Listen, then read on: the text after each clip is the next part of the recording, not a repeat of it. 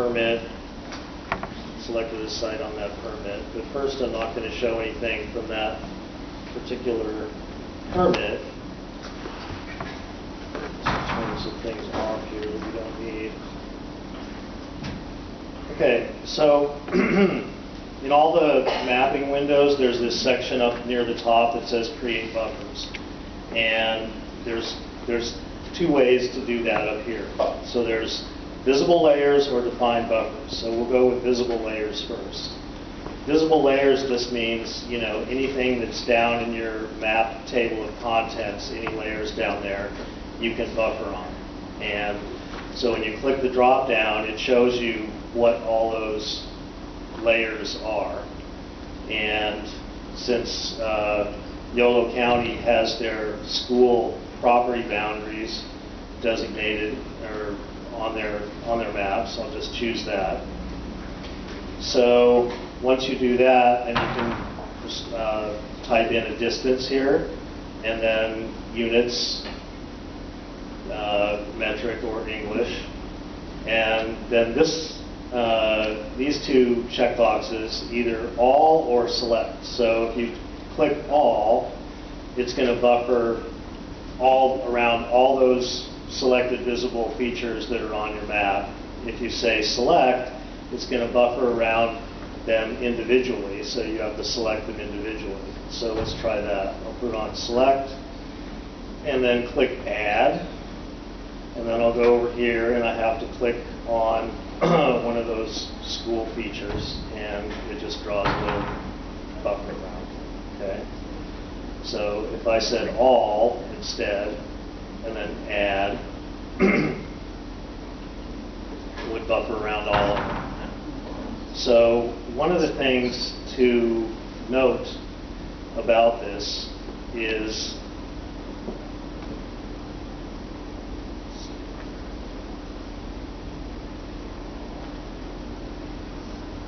so I'm going to clear this, and I'm going to do this all again. So just go add, and then I'm going to zoom out to where I was before. And notice, you know, there's these schools down here that now it didn't buffer. And the reason is because in order to be efficient, it assumes that you've zoomed into the area that you want to look at. And so it doesn't go searching, you know, through the whole county for all those features to buffer, because that would be inefficient. So it only looks, it actually from, we'll go back to this view where I was. So from this view, it goes out 2 times the buffer distance to try to find any features, and then it buffers them, okay? So those set of schools down here that it didn't buffer at that distance were more than twice that buffer distance away from my previous view. So that trips people up a little bit. You have to, you know, think about where the features are that you want to buffer. So, excuse me, if you now click add again, will it redo it for the current? Oh yeah, if I click add right now, it'll do that. Okay, so the other way to buffer, defined buffers.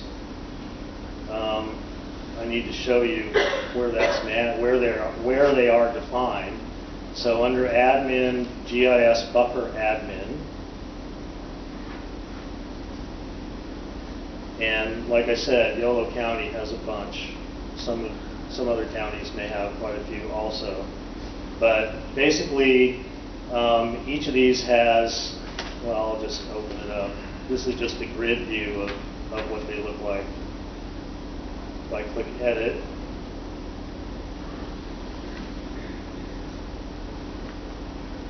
so it's got a name, a description, and then distance, units, a current permit only setting, which I'll explain in a minute, an active thing, so it either shows up in the grid or it doesn't, and then a list of commodities and or pesticides around which you want to buffer. So These defined buffers, the only kind of feature they can buffer are site polygons, okay? And so you can select here which sites to draw your buffers around based on what commodities are on those sites or what pesticides are on those sites, or both. So in this case, they've defined a grape buffer 2 miles wide around, you know, any sites that have any of these grape commodities. But actually, that's not the defined buffer I'm going to use, because I'm going to go back to this permit that I was on. It happens to be a pistachio site. So let me zoom out a little bit.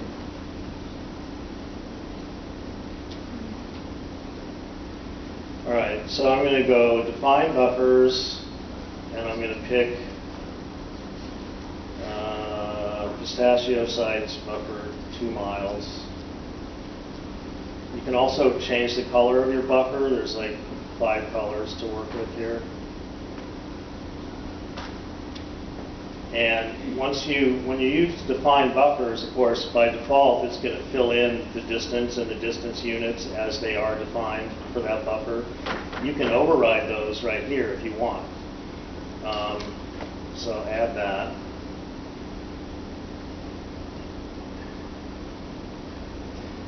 Now, one thing is, and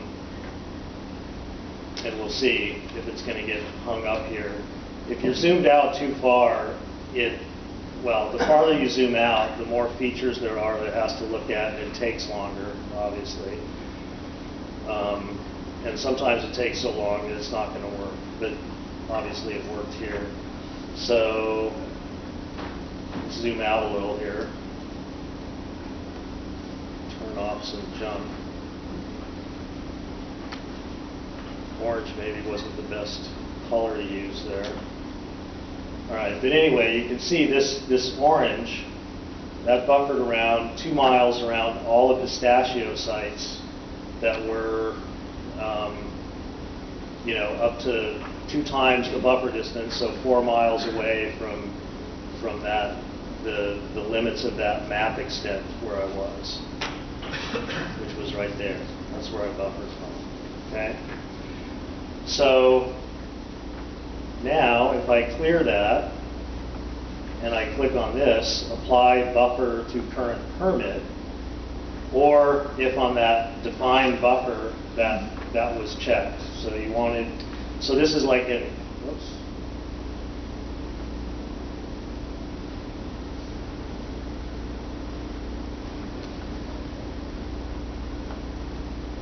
Huh. You check your defined buffers. Oh, I didn't check the define. Thanks, John.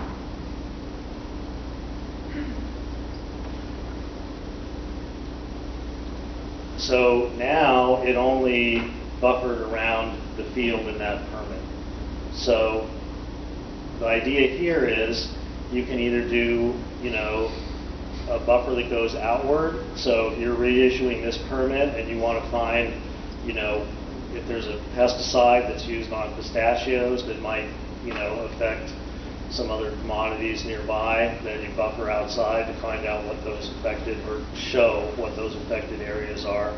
Or it's a, you know, sort of a outside-in buffer where you want to see, you know, what's around that site that might affect that specific site. Okay? You just pan over so you can see how it buffered. Okay? And now, the last thing is for things that don't change very much and that you want to access quickly and not have to go through all that rigmarole of defining stuff, you can still, as you always could,